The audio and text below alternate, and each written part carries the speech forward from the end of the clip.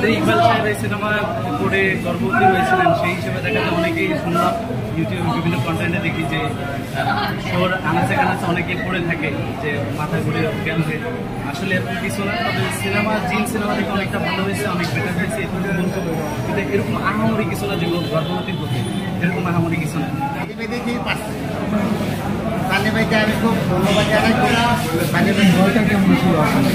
ভয়টা তো ভিতরে ভয় তো কাজ করবে, মানে মাঝে মধ্যে মানে খাপ হয়ে উঠছে আর ঘটনাটা কি হলো না। আর আমি ভয় তো পাই গেছি আমি এই ঘটনাটা কি, মানুষ অনেক সময় ভয় পাইবো আর কি ছবিটা দেখা।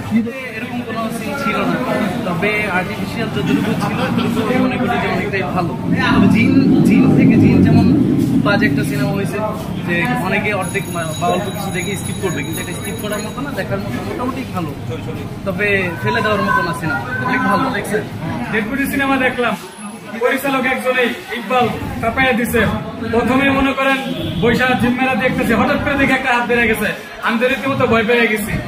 তো লাস্টে আবার তার থেকে একটা সিন দেখলাম, সেখানেও ভয় পেয়েছি। আর ছবির গল্প অনেক সুন্দর হয়েছে, খুব ভালো লাগছে।